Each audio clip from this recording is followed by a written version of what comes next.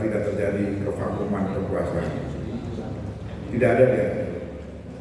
MPR tidak lagi berwenang mengeluarkan TAP yang sifatnya reguling, pengaturan. Kita hanya boleh mengeluarkan yang sifatnya basicing, pengangkatan administrasi, misalnya mengangkat presiden, memberhentikan presiden.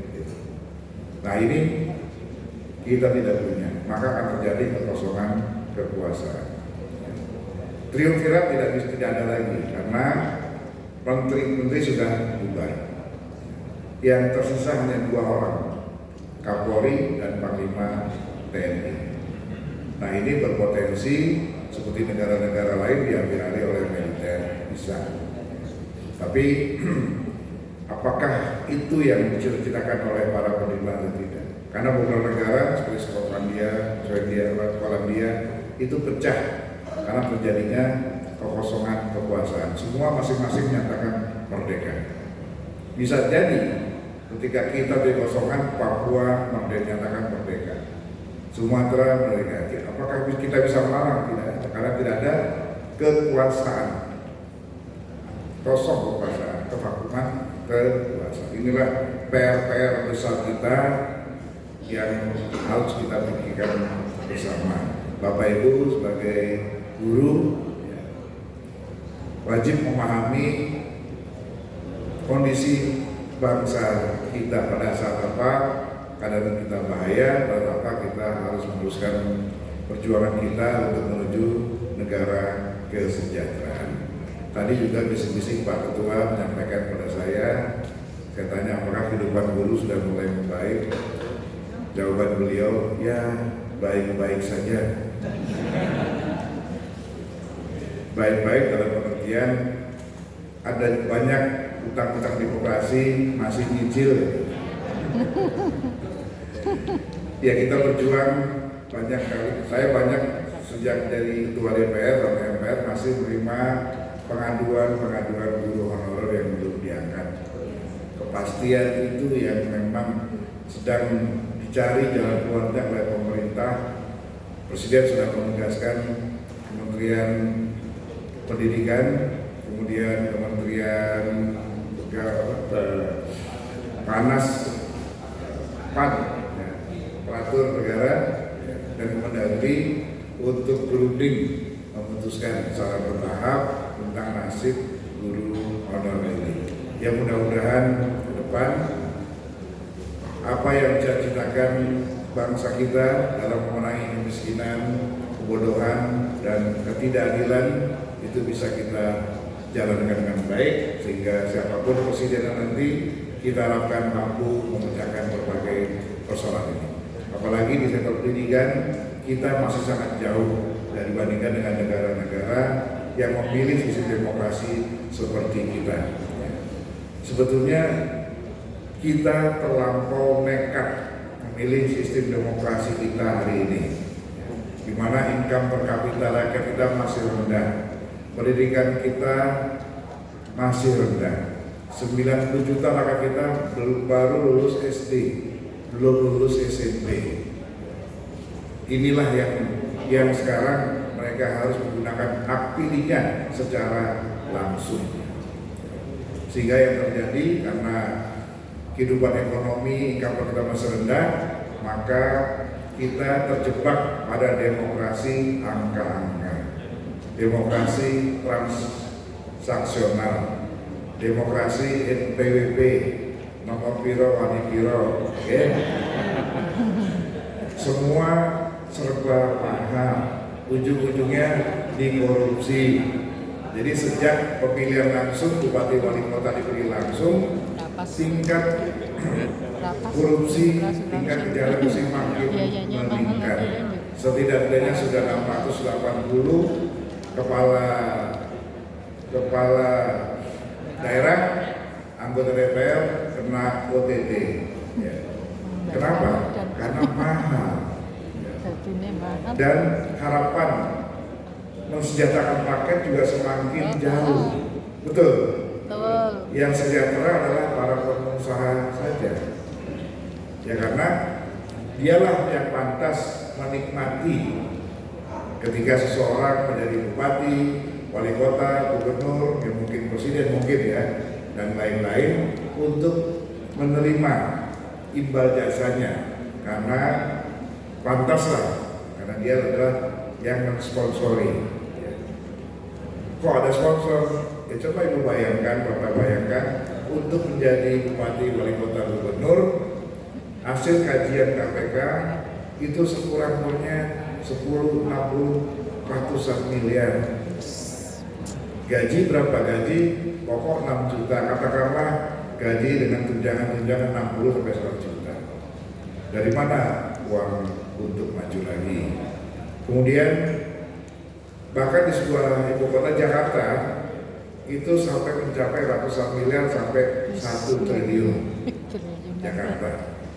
Loh kok sampai mau sponsori? Ada. Biasanya yang sponsori pada itu adalah pengusaha-pengusaha besar properti yang punya tanah-tanah luas. Lu dapat uang baliknya dari mana? Cukup satu kebijakan saja, menaikkan NJOP. Tanah-tanahnya yang dia punya yang tadinya semeternya cuma 50.000, ya.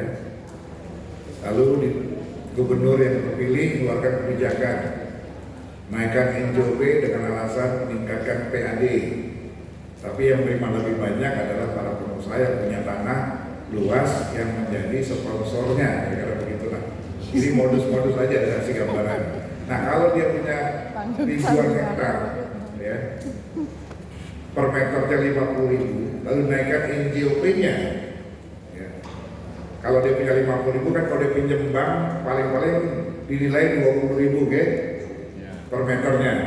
Nah kalau dinaikkan 200.000 atau 100.000 lah, tanahnya akan naik 2 kali lipat. Bahkan ada yang naik 3 kali lipat. Dalam sekali pukul sudah balik uangnya. Bahkan untuk berlipat-lipat. Pinjamnya di mana? Pinjamnya di banknya sendiri. Kalau banknya tutup gimana? Yang nanggung pemerintah. Kalau banknya tutup, nasabah-nasabah ditanggung oleh pemerintah. Itu yang dulu kita bongkar di kasus skandal Bank Senturi. Dari bank itu dirampok, rugi, kolaps, pemerintah wajib berdasar undang-undang mengganti, menghidupkan bank itu dengan uang negara. Bank Indonesia waktu itu belum dibicara. Nah itu yang praktek-praktek yang terjadi. Jadi yang lapor siapa? Ya tadi itu yang punya tanah. Itu kira itulah sistem demokrasi yang kita pilih hari ini. Ada plus minusnya. Kalau kita bertahan dengan demokrasi seperti yang dulu sesuai dengan azas sila keempat, ya, musyawarah perwakilan, itu juga ada plus minusnya. Makanya tolong para guru kalau punya badan penelitian, ya, pengembangan, tolong dikaji apakah pemilihan langsung kita hari ini lebih banyak manfaatnya atau mudaratnya bagi kehidupan kebangsaan kita. Karena beberapa daerah kalau pilkada tingkat perceraian meningkat, tingkat gesekan di akar rumput meningkat, tetangga banyak yang nggak berteguran sampai sekarang, musuhan, betul. Jakarta ketika Ahok lawan Anies itu meningkat perceraian 30%. Ini seriusnya data statistik. Jawa Barat ketika gubernur juga meningkat. Apalagi kalau pileg juga perceraian meningkat. Rumah sakit meningkat pasiennya, terutama rumah sakit jiwa. Kalau sudah nanti ada tetangga bapak ibu yang mulai ketawa-ketawa sendirian pasca pileg, udah tanda-tanda. Ada yang lari-lari buka baju, udah tanda-tanda.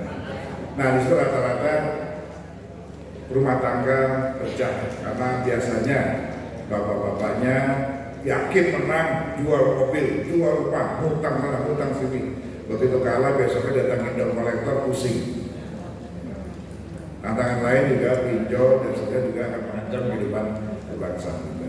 Demikian Bapak sekalian yang bisa disampaikan. Beberapa pesan, kita ada kehidupan yang optimistis, ekonomi akan up, tapi juga ada ancaman-ancaman yang harus kita waspadai sebagai bangsa.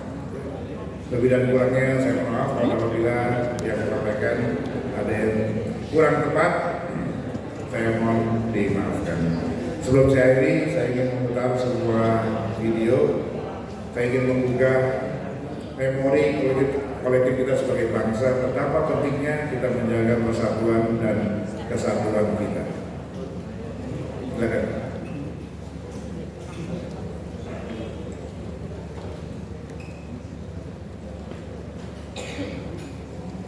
Suara.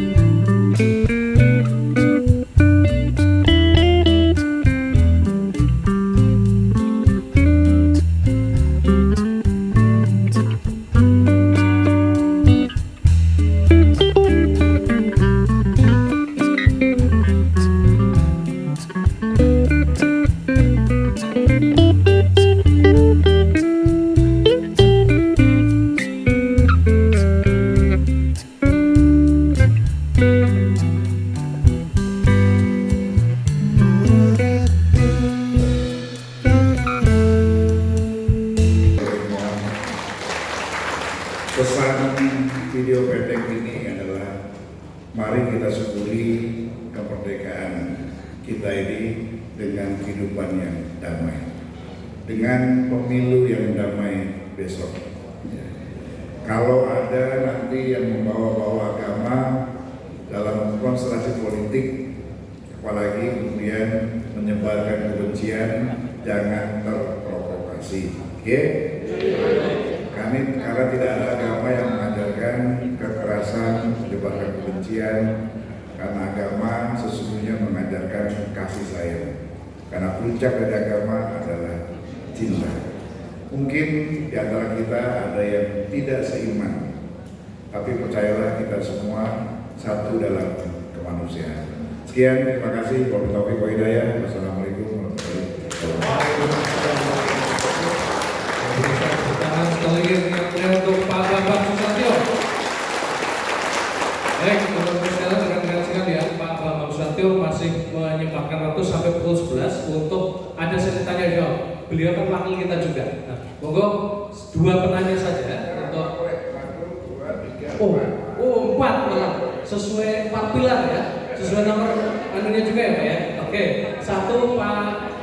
Oke, Pak Bambang, kemudian siapa lagi? Oke, 2 barisan paling kanan. Oke, 3 ada Pak dari Banjarmangu.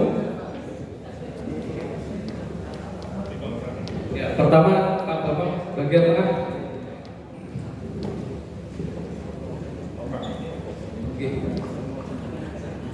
Beliau guru saya Pak dulu di SMA. Assalamualaikum warahmatullahi wabarakatuh. Terima kasih Bang Ahmad. Suatu kebahagiaan bagi saya bisa bertemu langsung dengan Pak Bambang Susatyo. Seperti tadi disampaikan Pak Lutfi Amin, sama-sama tembak beda hasil pelajaran. Pada kesempatan ini kami pertama mohon maaf itu langsung tidak fungsi panjenengan sebagai ketua MPR, tapi lebih ke anggota DPR. Dan sebenarnya agak bertanya buat kami, tumben untuk kali ini beliau untuk benar panjenengan itu sedikit dan ukurannya kecil-kecil. Tapi tanpa mengurangi, mudah-mudahan panjenengan besok tetap sukses. Terima kasih. Pada kesempatan ini beliaunya kok sekarang sedikit kecil-kecil. Saya sampaikan pada kesempatan ini kami karena dari guru, yaitu fokus pada kami sebagai guru, yaitu yang pertama itu untuk masukan buat Bapak, yaitu mohon nanti karena saya percaya pasti akan berusaha mensejahterakan dulu, tapi di lapangan itu ternyata keadilan belum rata atau kurang kami rasakan, sehingga nanti katanya nanti undang-undang ASN ada tidak ada, yaitu ASN pusat dan ASN daerah, sehingga harapan kami nanti keadilan benar-benar real dan ungkapan yang disampaikan ingin menolong guru honorer, guru WP dan sebagainya mungkin bisa tertangani juga. Sebagai contoh keadaan yang real saat ini, satu yaitu sama-sama guru, tanggung jawab sama, jam kerja sama, ya, tupoksinya sama, tapi TGP-nya beda. Kami yang pegawai ASN daerah yaitu tidak ada tukin, sementara untuk guru SMA, SMK ada. Itu seperti itu. Itu kondisi di lapangan itu seperti itu, Pak. Kemudian untuk yang termasuk guru di Kemenang ada uang lauk atau uang transport. Nah, padahal teman kami yang guru Kemenang sama, mungkin rumahnya tetangga kami, saudara kami, teman kami, tapi tugas dan tanggung jawabnya sama, tapi yang kami bawa berbeda. Itu seperti itu. Sehingga mohon untuk kebijakan selanjutnya itu tidak terjadi seperti itu. Kemudian yang lain yaitu bila sekiranya memang APBN belum memungkinkan, yaitu tidak terlalu seperti PHB. Mengapa saya sampaikan begitu? Kemarin langsung mendengar dari videonya atau di televisi Bu Sri Mulyani menyampaikan bahwa nanti untuk ASN akan menerima yaitu 50% dari tunjangan sertifikasi atau gaji pokok, yaitu pada saat THR dan gaji 13. Sampai saat ini itu Nunseo masih jauh, jadi tidak menerima. Tapi pada saat kami menerima ke instansi lain itu sudah menerima. Kebetulan teman kami dari istrinya TNI Polri itu sudah menerima. Itu seperti itu. Nah, sehingga mohon hal seperti itu tidak terjadi. Kemudian yang berkaitan dengan tugas dan kewajiban kami itu yang kami tanyakan atau kami usulkan, mohon untuk kebijakan guru, yaitu saat ini berlakuan PMM, jadi untuk seperti SKP terpadu itu ya ternyata dampaknya cukup signifikan pada kondisi kerja. Jadi teman-teman kami itu lebih fokus untuk menyelesaikan administrasi daripada jam kerja. Padahal bagaimana mungkin itu kita mau mendidik anak bangsa kalau waktunya itu terfokus bagaimana administrasinya supaya beres, nanti tunjangan sertifikasinya aman. Karena berkaitan dengan poin untuk pencairan tunjangan, termasuk karir juga untuk kenaikan pangkat. Itu seperti itu. Kemudian yang terakhir ini sudah katanya sudah diketok palu bahwa 2024 nanti ASN akan menerima token. Katanya tidak ada token apa untuk pusat modern, tapi kemarin kami baca di koran online itu ternyata yang mau menerima uang tokennya atau uang makannya adalah pegawai yang tadinya tercatat sebagai pegawai pusat yang daerah tidak menerima. Sehingga bila mina itu terjadi, mohon itu bisa ditinjau kembali. Terima kasih dan mohon maaf. Assalamualaikum warahmatullahi wabarakatuh. Waalaikumsalam warahmatullahi wabarakatuh. Terima kasih Pak Bambang. Berikutnya yang belakangan ini. Ya, PGRI Cabang Purwonegara, mohon izin bertanya, Bapak. Namanya? Iwan Indrajaya. Iwan. Ya.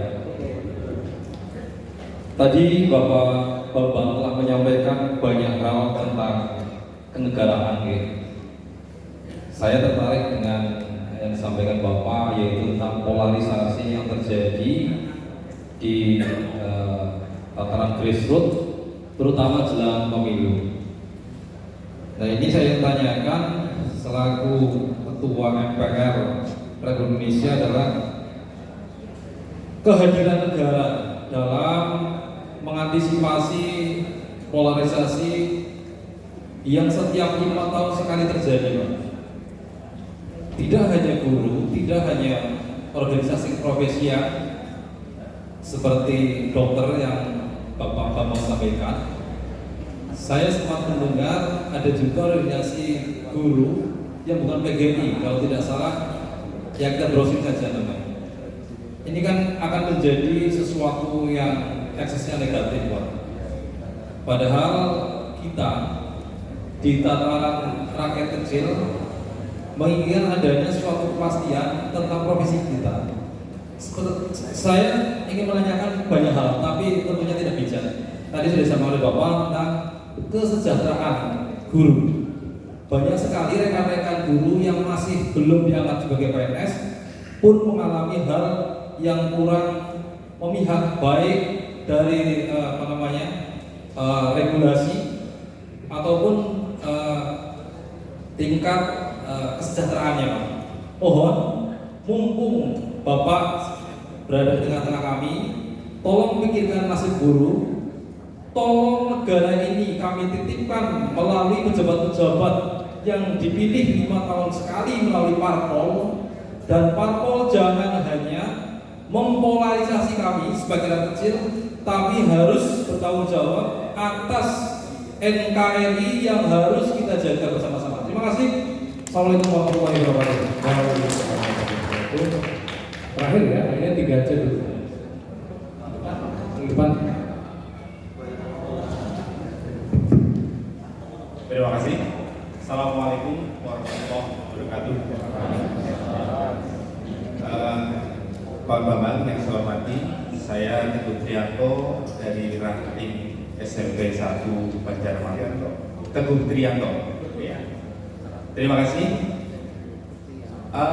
Pada kesempatan ini sebenarnya curhatan kami hampir sama, makanya sudah diwakili oleh beliau tadi dan beliau yang berada di belakang saya, kurang lebih sama. Namun pada kesempatan kali ini selain curhat, saya sebagai seorang guru juga mau pamer di hadapan Pak Bambang. Jadi selain kebutuhan kami, curhatan kami yang sudah terwakili oleh teman-teman tadi, kami juga di bawah arahan Dinas Pendidikan Kabupaten Banjarnegara senantiasa membina anak kami melalui yang namanya kegiatan co-kurikuler, yaitu profil pelajar Pancasila, Bapak. Jadi dengan kegiatan co-kurikuler ini, kami mentreatment anak-anak kami untuk senantiasa menjadi pelajar yang memiliki jiwa Pancasila. Saya pikir program penguatan pelajar Pancasila. Iya, jadi proyeknya namanya P5, penguatan profil pelajar Pancasila. Dan alhamdulillah di Banjarnegara dengan perjuangan teman-teman guru yang ada di sini, insya Allah P5 yang ada di tempat kita bisa berjalan dengan baik, dan insya Allah ke depan Banjarnegara akan memunculkan pelajar-pelajar yang berjiwa Pancasila. Dan pada kesempatan ini kami sampaikan mohon dukungannya, mohon doanya, semoga kami tetap istiqomah, kami tetap semangat untuk meningkatkan, untuk membina anak-anak kami menjadi pelajar-pelajar yang Pancasilais, sehingga ke depan 4 pilar kebangsaan ini terus bisa terjaga, mulai dari sekolah kami, mulai dari Banjarnegara, Jawa Tengah, dan sampai ke Indonesia, sehingga Indonesia sebagai NKRI akan terus berjalan dan sampai ke Indonesia emas, sampai selanjutnya menjadi negara yang lebih maju. Terima kasih Pak Bambang dan rekan-rekan semua, semoga ini bisa mewakili dan semoga kita semua terus istiqomah menjadi guru yang terus memberi kebaikan kepada anak-anak kita semua. Terima kasih. Assalamualaikum warahmatullahi wabarakatuh. Waalaikumsalam warahmatullahi wabarakatuh. Ya, tadi suratnya saya dari Pak Bambang, dari keadilan, ya. Cukup? Ada lagi? Satu lagi, oh ya, Pak Mas Buki satu di kepala sekolah nih. Nah, tadi berdoa. Kenalkan Pak Bambang, saya tadi membaca doa. Pak Bambang sudah saya doakan nanti bisa jadi orang hebat. Pertanyaan saya yang pertama, ini situasi pemilu sudah dekat. 4 pilar NKRI nampaknya sebenarnya sudah penting dari dulu. Kenapa baru kali ini disosialisasi? Kira-kira Pak Bambang hadir di sini ada sisi politik apa enggak? Wanen. Apalagi angka 4-nya besar. Enggak, kalau iya enggak apa-apa, tugasnya itu gitu. Tugas saya kan ngajar anak-anak, tapi karena anggota MPR DPR kan tugasnya kampanye dan itu kan hal yang wajar ini. Cuma di sini nggak ada tulisannya kampanye. Yang kedua, saya mau tertarik dengan film yang tadi terakhir. Analisa secara umum memang seperti itu, bahwa ketika kita dengan alasan agama menjadikan membenci orang lain, ini tidak boleh. Contoh-contoh negara hancur karena itu banyak. Tapi juga saya masih ragu juga ini, karena kita kan mayoritas Islam, sehingga saya tidak akan ngomong tentang Islam begini. Sehingga di Indonesia itu suasananya masih tingkat toleransinya tinggi. Tetapi beberapa kasus di dunia ini ketika Islam dalam minoritas itu juga rawan sekali itu. Banyak terjadi di Indonesia itu pembunuhan massal dan lain sebagainya. Contoh di Bosnia. Artinya pertanyaan saya terkait itu, kira-kira kita kan sekarang tidak tahu. Pada tahun ke depan ketika Islam sudah tidak mayoritas, ada nggak jaminan toleransi ini bisa menjadi tinggi? Terima kasih. Assalamualaikum warahmatullahi wabarakatuh. Ya, baik sekali. Pak Mas Buki, Kepala SMP 1 Banyuwangi. Pak Bambang, Pak Iwan, Pak Guru. Yang pertama tadi keadilan. Kalau beda pendapat kan biasa Pak. Tapi kalau sudah beda pendapatan, biasanya tambah terus. Silakan Pak. Biasanya guru dan anggota DPR sama. Ketika beda pendapat, kita nggak masalah. Kita bisa ketawa-ketawa bersama.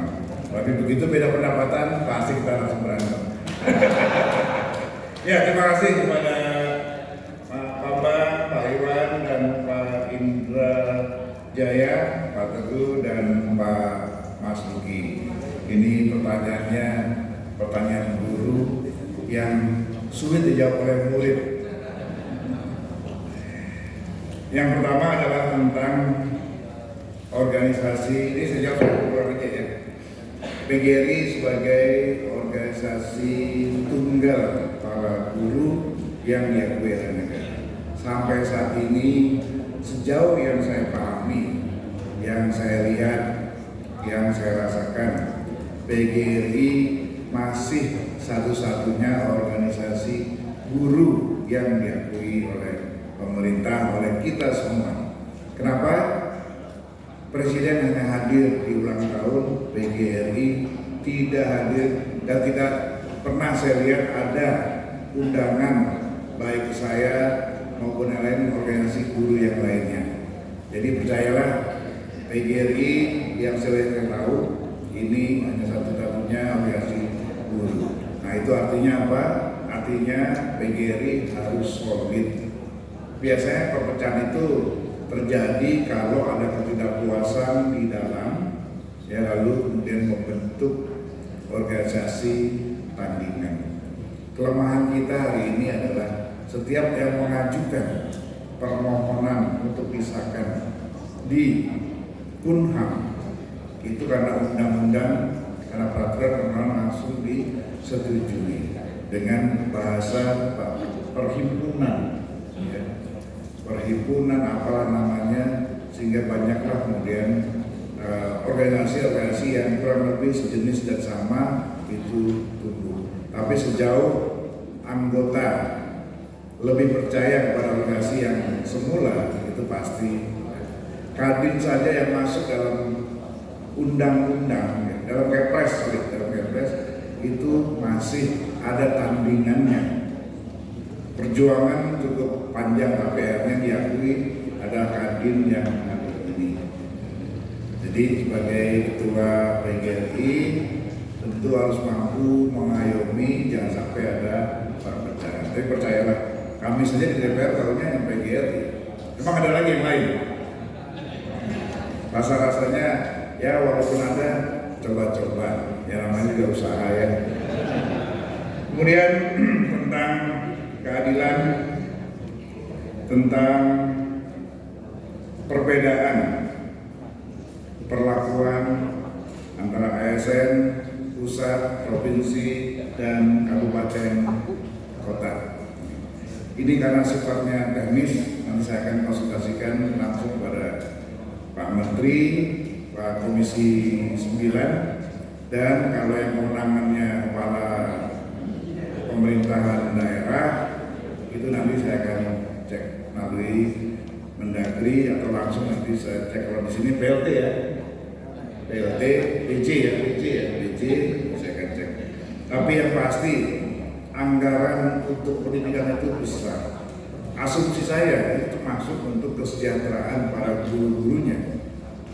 Saya berkali-kali pernah mempertanyakan baik pada rapat terbatas dengan Presiden maupun dengan para menteri maupun dengan kolega saya di Komisi 9. Uang yang 20% itu baik pada Menteri Keuangan juga saya tanya, itu sesungguhnya untuk apa saja? 20% itu besar loh.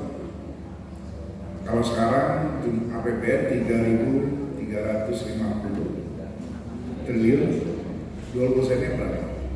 Hampir 600 triliun. Rasa-rasanya kalau memang fokus ujian guru untuk formal pun tuh bisa dibayarkan. Tapi semua berpulang kepada pengaturan keuangan adalah kewenangan Menteri Keuangan. Beliau juga seorang pening. Pajak nggak bertambah, pengeluaran makin besar. Tiba-tiba kemarin ada pemotongan anggaran secara otomatis 40% kalau saya lupa. Itu untuk IKN. Lalu kemudian tiba-tiba perpanjangan bantuan tunai langsung sampai Juni. Jadi nanti bagian bantuan tunai langsung itu diperpanjang sampai Juni yang saya dengar. Saya nggak tahu apakah itu berkaitan dengan hal lain atau tidak. Tapi buat saya sebagai wakil masyarakat, saya setuju saja kalau itu memang untuk membantu masyarakat secara langsung. Saya juga senang bahwa pemerintah makin konsisten meningkatkan dana desa yang terus meningkat, sehingga saya lihat ketika ekonomi di pedesaan ada yang berjalan baik sekali, tapi ada yang belum, ya karena pemahaman kepala desa berbeda-beda. Dia pikir nih uang dari langit sehingga dipakai buat saweran bukan buat program desanya. Kemudian tentang tukin masuk THR saya akan komunikasikan dengan Komisi 9 ya. Tentang sertifikasi mengisi terus saya juga dosen Pak. Ya saya dosen di Borobudur Pak Prasadana, saya dosen tetap di Trisakti, dosen juga Prasadana S2 di Universitas Pertahanan Unhan. Ya.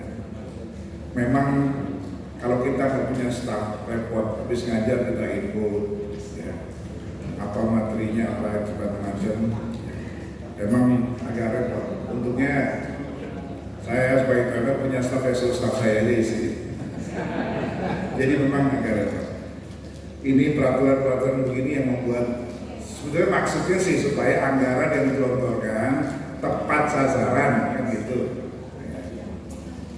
Tapi ya sudahlah kita ikut saja Pak.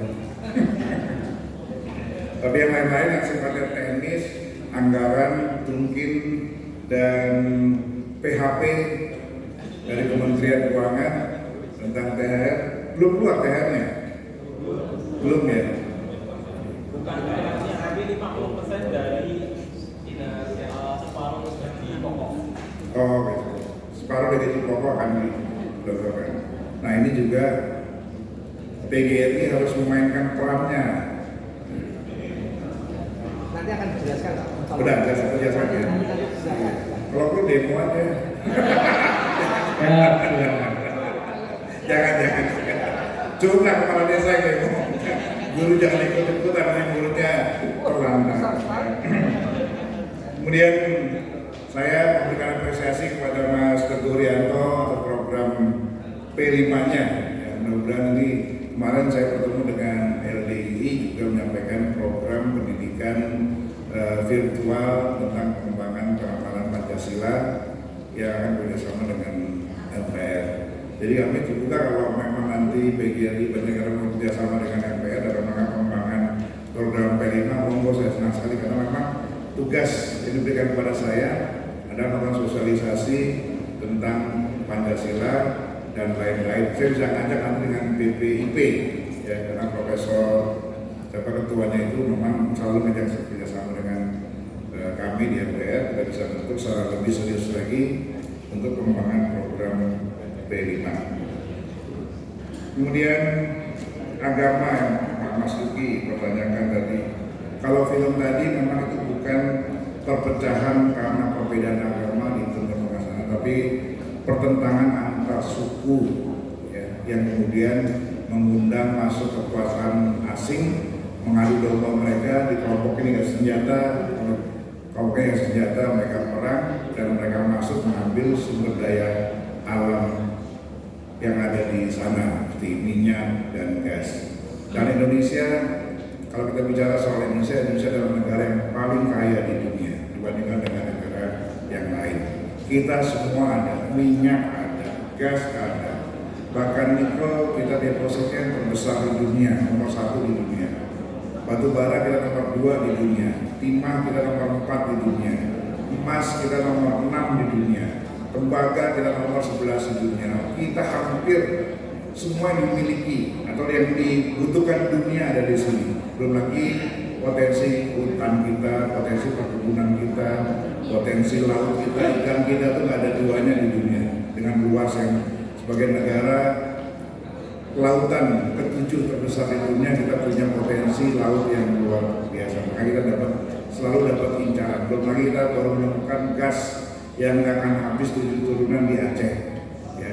Kemudian kita baru menemukan potensi yang berikutnya pasir silika yang untuk membuat kaca solar matahari.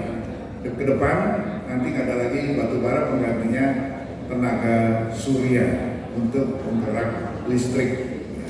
Itu adanya terbesar ada di Indonesia pasir silikanya. Kemarin saya menemui atau ditemui oleh para pengusaha dari China, Thailand mencari pasir silika. Jadi semua ada di Indonesia. Kita ini negara kaya, nah, sehingga kita rawan. Dulu penjajah kita, mereka tahu hanya rempah. Bayangkan kalau dulu tahu sini ada emas, ada timah, ada nikel pasti kita akan dijajah terus. Itu rempah-rempah aja kita 200-an tahun dijajah payah. Ya, nah sekarang apalagi kita letaknya di jalur sutra, di garis vertikal posisi yang diambil oleh seluruh perairan dunia. Kita ini sangat rawan. Makanya kita di dalam negeri harus kompak, tidak mudah diadu domba tentang perbedaan suku, agama, dan perbedaan politik. Yang paling rawan sekarang ini politik. Dengan politik ini kekuatan besar reforma Pilpres ini, itu berbagai isu bisa diangkat yang membenturkan, membuat polarisasi kemudian dibenturkan. Kita bersyukur bahkan langsung Pak Jokowi merangkul Pak Prabowo dan Prabowo menerima dengan lapang hati. Bayangkan kalau Prabowo waktu itu berkeras tidak mau menerima ya, hasil daripada keputusan KPU karena selisihnya tidak banyak. Sementara kekuatan di bawah Prabowo itu militan semua dan sekarang bergeser ke calon pasangan yang lain. Salah-salah, yang satu garis keras, yang satu lagi juga ideologinya garis keras. Saya tidak perlu sebutkan bagaimana kalau terjadi nanti benturan. Ini yang kita harus waspadai. Moga-moga saja pemilu besok jangan. Makanya pesan kepada Bapak Ibu saya sebagai guru-guru, pergunakan pengaruh Bapak Ibu sekalian untuk menenangkan situasi. Karena biasanya keributan itu muncul dari kecurangan. Betul? Begitu. Dan biasanya dipicu bukan soal besar. Misalnya kemarin aja salah satu pendukung Jarod misalnya digebukin, itu kan hampir isu nasional, untung bisa diredam. Itu isunya nggak isu sensitif. Bayangkan kalau isu sensitif yang diangkat, agama terutama, kita bisa dalam posisi yang sulit untuk dipadamkan. Komitmen Tentara Republik Indonesia, komitmen Kepolisian Republik Indonesia kepada pelaksanaan pemilu yang damai itu tidak perlu dilakukan lagi. Tapi kalau gelombangnya ya, besar, kekuatan tidak bisa mengatasi, ini yang kita khawatirkan. Makanya jauh-jauh hari jaga tugasnya TPS harus berjalan dengan lancar. Karena biasanya dipicu dengan TPS misalnya ribut, berantem, ya, bunuh-bunuhan, bakar-bakaran. Sejauh itu keributan kriminal akan teredam di lokal. Tapi kalau udah bawa agama itu bisa langsung cepat nasional. Apalagi dengan